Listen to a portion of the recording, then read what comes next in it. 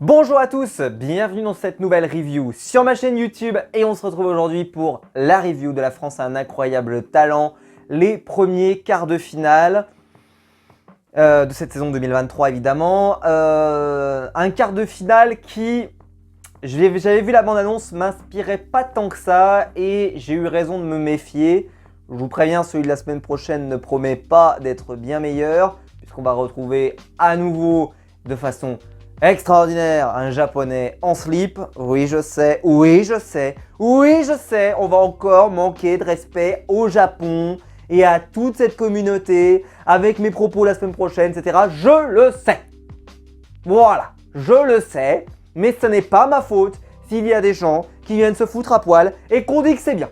Voilà, une fois c'est dit, mais j'aurai le temps de m'énerver la semaine prochaine parce que ce sera la semaine prochaine. Alors, déjà, premier point, un épisode qui a fait réagir, un épisode polémique, un épisode bordel, puisque a été accueilli dans les membres du jury Jérémy Ferrari, que moi j'aime énormément, donc objectivement je vais avoir du mal à pouvoir vous en dire du mal, puisque vraiment j'ai déjà pris ma place de spectacle pour son futur spectacle là, qui va arriver avec Baptiste Le Caplin et Arnaud de Samer. D'ailleurs, il y avait 3 dates pour Lyon, mais malheureusement, j'arrivais pas à en avoir par la Fnac, je les ai ratés. Donc j'ai fini par l'avoir par son site et j'y suis très bien placé parce qu'il n'avait pas prévu de truc à Saint-Etienne et au final maintenant il en a mis un à Saint-Etienne. Donc je suis entre guillemets dégoûté, je sais pas ce que je fais, est-ce que je revends ma place pour essayer d'acheter une meilleure place à Saint-Etienne? Je sais pas si c'est difficile d'imaginer d'avoir une place encore meilleure parce qu'à Lyon je suis vraiment extrêmement bien placé. Bon, peu importe mes problèmes, mais en tout cas je serai là pour ce spectacle. Ceci étant, qu'est-ce que j'étais en train de dire? Ah oui, et donc Jérémy Ferrari a fait réagir énormément sur les réseaux sociaux, a fait beaucoup réagir parce qu'ils l'ont trouvé assez dur et assez sévère. Alors quand on le connaît, Jérémy Ferrari qui est assez cassant, assez blessant, etc. Je rappelle que c'est celui qui s'occupe de Laura Lone quand même, hein, qui a été dans Incroyable Talent il n'y a pas si longtemps. C'est quelqu'un qui aime l'humour noir, qui s'occupe également d'Arnaud de Samer d'ailleurs. Hein. C'est lui qui le produit, donc c'est vraiment quelqu'un qui aime pourquoi pas voilà, l'humour un peu grinçant, etc. et qui est assez cash, qui n'a jamais trop tenu ses propos. On se souvient notamment de certains propos qu'il a pu tenir dans les émissions de Laurent Ruquier. Alors, on peut penser à celle dont Demande qu'à en rire, mais je pense même à des émissions comme On n'est pas couché quand il était invité, où il faisait parfois des dingueries monumentales. Et donc, j'étais très impatient de voir Jérémy Ferrari dans l'émission, j'avais qu'une seule hâte, et je le dis maintenant parce que ça va décevoir certains, mais je n'ai pas été déçu une seule seconde de sa prestation, même si pour le choix de son Golden Buzzer, je ne suis pas totalement convaincu, mais tous ces choix étaient argumentés, logiques et plutôt cohérents, on va dire. Mais j'ai trouvé qu'il avait été plutôt fin tacticien par rapport à son attitude et à son projet de vouloir sauver quelqu'un qui ne serait pas sauvé par le jury, mais qu'il estime lui que ça serait utile. C'est-à-dire qu'il ne va pas sauver quelqu'un de trop évident. Je trouvais que c'était plutôt malin comme choix. En tout cas, de mon côté, j'ai trouvé ça plutôt intelligent. Alors, donc, on commence évidemment avec un numéro d'imitation. Donc, l'imitateur de personnalité, chanteur qui fait du chant lyrique également. Donc, Antoine Bonneau. Jérémy a beaucoup aimé évidemment sa prestation, mais explique que c'est dommage qu'il ne soit pas assez innovant dans les voix choisies. C'est-à-dire qu'il utilise beaucoup de voix qui sont des voix assez connues et que c'est un peu dommage parce que souvent, et ça c'est très vrai, quand Marc-Antoine Lebré par exemple est arrivé dans les imitations, il est arrivé avec des voix que ne faisait pas Laurent Gérard, que ne faisait pas Nicolas Canteloup à ce moment-là. On peut penser notamment à Cyril Hanouna, etc. Et c'est pour ça qu'ils l'ont pris au Guignol et autres. Parce que d'un coup, il est arrivé avec des voix, ou Yves Lecoq, on peut penser, mais voilà, il y a des fois, en fait, quand il y a des nouveaux imitateurs qui arrivent, souvent ils arrivent avec des nouvelles voix. Et là, c'est peut-être pas son cas, c'est vrai. Je trouve qu'il a beaucoup de voix qui sont globalement des voix qu'on entendait déjà, ou même des imitations de voix qui existent déjà et qui sont souvent reprises, etc. C'est bien de savoir les faire, évidemment, mais c'est vrai qu'il n'apporte pas forcément cette nouveauté, mais Jérémy en a quand même dit du bien, voilà. Après, moi j'ai trouvé que malheureusement le texte n'était pas très fort. C'est-à-dire que c'est censé être de l'imitation et en même temps de faire marrer un peu, de faire machin. J'ai trouvé le texte assez faible, pas très bien écrit. Je me suis un peu ennuyé pour être honnête. Alors c'était sympa, hein, c'était pas non plus abominable, mais voilà, j'ai pas surkiffé non plus. Ensuite, on a un numéro de Yo-Yo, alors plutôt cool, mais c'est ce que j'ai marqué, c'est qu'est-ce qu'ils peuvent proposer ensuite, c'est-à-dire qu'est-ce qu'ils peuvent proposer, qu'est-ce qu'ils peuvent proposer par la suite. J'ai bien aimé la réponse de Sugar Sammy qui a quand même répondu en me faisant une petite référence. Enfin un japonais qui ne se met pas à poil, on ne le dira jamais assez sur cette chaîne, on ne le dira jamais assez. Quand il y a un japonais qui ne se fout pas à poil, c'est suffisamment rare pour être relevé, cité, encouragé, valorisé, utilisez tous les mots que vous voulez. Mais en tout cas, bravo, parce que ce ne sera pas le cas la semaine prochaine, je vous le dis tout de suite. Oui, parce qu'en quart de finale, il y a un japonais qui se fout à poil, encore et toujours. C'est le fameux mec là qui chantait la chanson et c'est pas grave, je suis en slip. Là, vous savez, bah lui, il est en quart de finale. Ouais, il est en quart de finale. Ouais, putain de bordel de ça. Voilà. On va rien dire pour le peuple japonais qui nous écoute.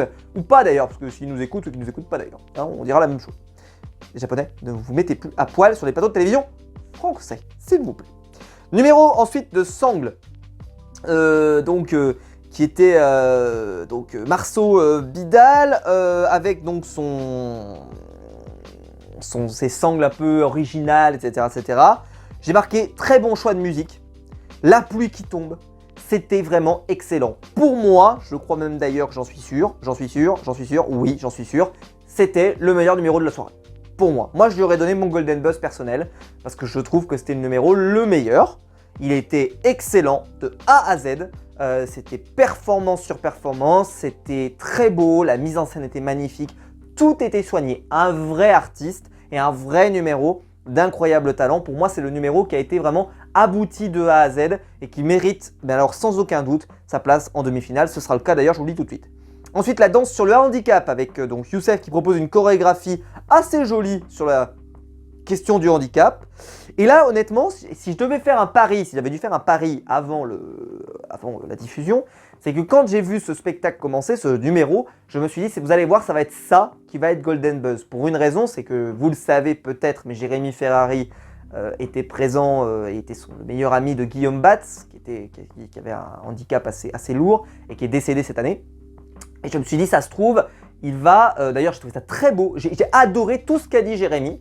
C'est pour ça que les gens l'ont trouvé sévère, dur, etc. Mais je trouvais qu'en fait, il a argumenté son avis aussi, Jérémy. Donc forcément, ça peut paraître peut-être un peu sévère, mais moi, je l'ai trouvé plutôt juste et approprié. Parce qu'aussi, bon, je suis désolé, mais des numéros peut-être un peu en dessous, voilà. Mais en tout cas, je l'ai trouvé plutôt... En tout cas, c'était jamais gratuit avec Jérémy. Et là, il dit de façon assez simple, c'est que... on ne voyait pas le handicap, c'est-à-dire qu'il n'y avait pas une mise en scène ou une mise en valeur du handicap outre mesure, c'est vraiment considéré comme quelque chose de normal, et ce qui est le cas, et ce qui doit l'être, et voilà, on peut faire référence à celle de Guillaume, parce que Guillaume, il y avait beaucoup d'autodérision sur son handicap, beaucoup d'autodérision sur son style, et que Jérémy le traitait véritablement comme un autre humoriste, et voilà, et vraiment comme n'importe lequel des humoristes, si vous voyez ce que je veux dire. Donc vraiment, je pensais qu'il allait donner Golden Buzz. Voilà, à un moment, je me suis dit, avec un discours pareil, il va clac, et non. Et je ne savais pas pourquoi, parce qu'en plus, il y avait un risque quand même que ça se qualifie pas, quoi. Donc si je reprenais les propos de Jérémy, mais bon, il n'a pas décidé d'appuyer, j'étais assez surpris, mais bon. Ensuite, Free J qui est arrivé avec le trio de filles qui font des figures, etc. C'était très sympa, sans être extraordinaire, mais très, très sympa. Ensuite, Cobalt, qui est, la Chouchou Synchro, pardon.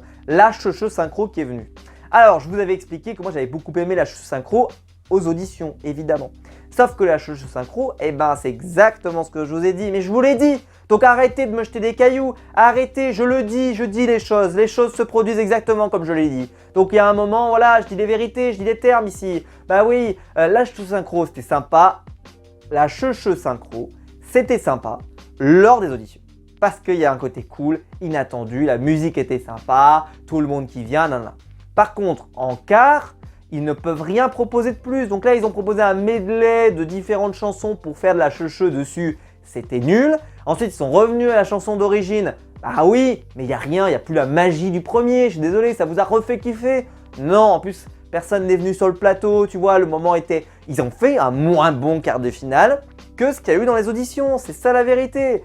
Donc effectivement, ça n'aurait jamais dû passer les quarts de finale, jamais. Mais ils ont voulu, parce que c'est vrai que la chanson fait un peu le buzz sur TikTok et tout, certainement qu'ils ont voulu pour ça. mais honnêtement, ça ne devait pas se retrouver en quart de finale. J'espère que ça n'a pas coûté la place à quelqu'un d'autre parce que malheureusement, c'est pas au niveau d'une quart de finale. Mais comme le japonais qui se fout à poil non plus d'ailleurs, hein, mais bon, ils y tiennent, c'est comme ça. Ensuite, Cobalt, donc le chanteur qui fait des compositions originales, etc. etc. Bah, moi, le chant, c'est pas forcément ma came, donc je suis pas hyper enthousiaste, mais il a très bien chanté, il a fait une très belle prestation. Je me doutais bien que Jérémy Ferrari le Golden buzzerait pas, mais il s'en est bien sorti sans être, voilà, c'est pas, moi, comme je vous l'ai dit, moi, si vraiment le chant, il faut que ça soit un truc à la Jean-Baptiste Guégan, etc. La Laura Lone, pourquoi pas, même si c'est pas vraiment le chant pour elle, mais en tout cas des trucs qui sortent vraiment de l'ordinaire, tu vois, l'incroyable talent. Si c'est juste du chant, je suis pas forcément ultra emballé. Et là, c'est le cas, mais bon, écoutez, pourquoi pas, hein, il a pas mal chanté, faut pas déconner. Hein. Ensuite, numéro de main à main, pardon, sur le thème de l'Afrique. Donc assez incroyable, il y avait tout dans le numéro, c'était hyper énergique, hyper dynamique et en même temps, parfois ça se posait, c'était très très beau. Il y avait par exemple la musique du Wakanda et tout, ça sublimait vraiment ah, on avait vraiment un paysage un peu roi lion et tout qui était très très beau. Enfin moi personnellement je me suis régalé. Ensuite il y a Monica qui est venue chanter, la chanteuse très âgée avec Marianne qui pleure à nouveau. Alors je répéterai pas ce que j'ai dit aux auditions. Probablement que mon cœur est décédé, je le sais, etc. J'essaie de le faire repartir en tapant dessus, mais honnêtement, il n'a pas l'air de vouloir. Parce que ça ne me fait pas pleurer, j'ai pas vraiment d'émotion en regardant ce numéro. Je trouve ça très sympa, etc. Mais là, Marianne a encore pleuré. Et Jérémy Ferrari va Golden Buzz ce numéro. J'ai été très surpris, parce que je pensais pas qu'il allait Golden Buzz ce genre de truc. Mais écoutez, c'est ce qu'il a fait. Je trouve ça, bon, écoutez, ça se justifie. Moi, c'est pas ce que j'aurais fait, parce que vous avez compris que moi, j'aurais Golden Buzz un numéro précédent. Mais surtout que je pense que Monica aurait été choisie de toute manière par le jury, sans aucun doute.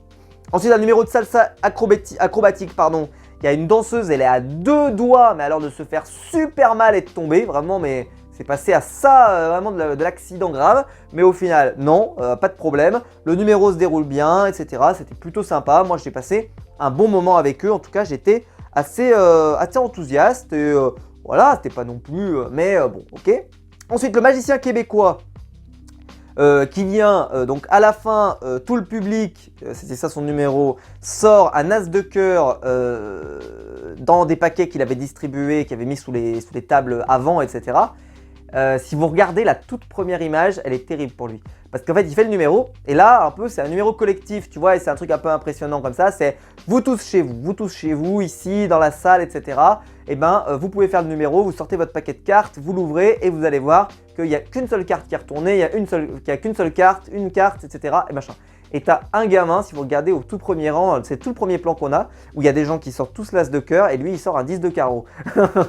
Ou un 10 de pique, je sais plus ce qu'il sort, mais en tout cas voilà, il sort pas du tout la bonne carte, donc il a dû se gourer quelque part, mais parce qu'il fallait couper, recouper, je sais pas quoi machin, donc le gamin a dû se gourer, et parce que tout le monde avait l'as de cœur, c'est un numéro qui est automatique, hein. Vraiment ce type de numéro, c'est plus spectaculaire qu'en réalité c'est automatique. Si le paquet de cartes qu'ils n'ont pas mélangé, ils ont juste coupé, en réalité c'est automatique, ça marche dans tous les cas. Mais là il y avait un gamin, ça n'avait pas marché, et c'était très drôle parce que je le vois sortir à tout le monde qui a l'as de cœur, et lui il est fait, oh, j'ai un problème. Voilà, c'était le tout premier plan en plus. Ensuite, voilà, numéro donc travesti drag queen. Bon, c'est pas ma came ce type de numéro, mais faut le dire, hein, pour ceux qui aiment, franchement, c'est très très propre, c'est très réussi. Moi, en tout cas, je trouvais ça sympa. Ensuite, il y a le numéro de Fakir avec, il a une tige qui lui traverse la main de part en part. Il y a un couteau qu'on va lancer sur son corps et le couteau va rebondir sur son corps, incroyable. Enfin bref, assez spectaculaire. C'est un numéro qui est venu effectivement très tard dans la soirée parce que c'est des numéros qui font particulièrement peur. Quand vous regardez après ce type de numéro, ça va jamais vraiment jusqu'en finale parce que bah, c'est compliqué avec le direct. Si jamais il se produit quelque chose de coupé, nanana, donc souvent, si vous regardez bien, dès qu'on passe au direct, ce genre de numéro n'existe plus ou en tout cas n'arrive plus à ce niveau-là de la compétition. Et donc le final, donc qui est sélectionné? Donc Monica a été sélectionnée par le Golden Buzz. Antoine Bonneau, l'imitateur, est sélectionné. Sen Cirque est sélectionné, pardon. Kobat, le chanteur créatif, est sélectionné. Et Marceau Bidal, le numéro de sangle un peu original, est sélectionné. Donc ça fait 5 numéros. Je trouve quand même le ratio est énorme quand vous regardez. C'est-à-dire qu'il y a, sur l'ensemble de la soirée, il y a la moitié des numéros quasiment qui ont été sélectionnés pour passer au tour suivant.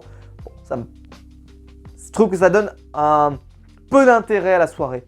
Parce qu'au final, il y a peu de numéros, tu vois, qui ont été vraiment sanctionnés, ou alors les numéros qui étaient vraiment en dessous, bah, ils sont partis.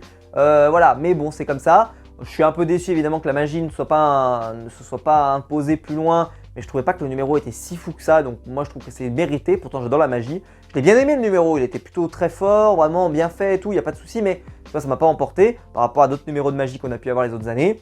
En tout cas, j'ai passé plutôt une belle soirée sans plus. Et ce qui est dommage, c'est ce que j'ai marqué tout de suite sur mon Twitter, c'est que je ne les sentais pas ces quarts de finale et que là, normalement, en quart de finale, on devrait quand même avoir une assurance d'avoir un niveau de qualité quand même au-dessus. Et honnêtement, je le dis, c'est peut-être méchant, mais j'ai eu l'impression d'avoir une soirée d'audition. Ah ouais, c'est-à-dire une soirée d'audition avec un numéro très cool, qui est le numéro Golden Buzz dans l'absolu, ou en tout cas mon Golden Buzz personnel, quelques numéros très cool, et puis beaucoup de numéros moyens, voire même des numéros médiocres. Et ça ressemble un peu aux auditions. Et je trouve que ce qu'on peut accepter aux auditions, c'est-à-dire des différences de niveau, mais que ça, il y a pas des moments fun, etc., etc. Mais là, quand on commence à arriver dans des quarts, demi et finale, bah non, on peut pas accepter que ça soit juste moyen. Limite, que ça soit, voilà, mais bon, tu vois, pas des masterclass, mais bon. Mais là, il y a des numéros qui étaient moyens ou pas bons. Et donc, là, je pense que la sélection est pas terrible. La semaine prochaine, ça sera pareil, on y va. On y va pareil parce que voilà, je vous me dis, les japonais qui soient poil, je suis désolé, ça n'a rien à foutre là. Mais on va voir, j'ai pas vu ce qu'il y avait comme autre numéro, mais on verra bien. Mais ce qui fait que forcément, le niveau de qualité de la soirée, s'il y a certains numéros qui sont quand même en dessous, forcément, ça va affecter le bilan global. Et j'ai pas trouvé que c'était incroyable, en tout cas perso. J'ai pas surkiffé l'épisode, je l'ai trouvé plutôt moyen. Et que les gens qui ont trouvé que Jérémy Ferrari avait été sévère et strict, c'est peut-être aussi parce que les numéros sont pas si incroyables que ça pour un niveau de quart de finale. On est en quart de finale d'Incroyable Talent. Laissez-moi être sceptique de ce qu'on peut montrer en quart de finale sur certains numéros. Je trouve que c'était pas si ouf. Pas si ouf. Il y en avait, évidemment, qui se sont vraiment creusé la tête, mais d'autres, moi, pas convaincu. Voilà. Dites-moi vous dans les commentaires évidemment ce que vous en avez pensé. Est-ce que vous avez trouvé aussi Jérémy Ferrari très sévère, trop dur, etc. Moi honnêtement j'aimerais bien voir Jérémy intégrer la bande plutôt qu'une Marianne James par exemple que j'aime pas particulièrement. Je trouve que ça pourrait être très cool. Mais c'est mon avis. C'est vrai qu'en tout cas quand on n'est pas habitué évidemment ça peut peut-être choquer un peu. Mais moi perso j'ai plutôt apprécié, j'ai bien aimé. Donc dites-moi dans les commentaires vous ce que vous en avez pensé. Si la vidéo vous a plu évidemment vous pouvez la liker, vous pouvez vous abonner, vous pouvez la partager sur les réseaux sociaux. Il y a le bouton rejoindre ici juste en dessous pour devenir un membre soutien et je vous en remercie. Et quant à nous, on se retrouve très vite pour des nouvelles vidéos sur ma chaîne YouTube. Ciao!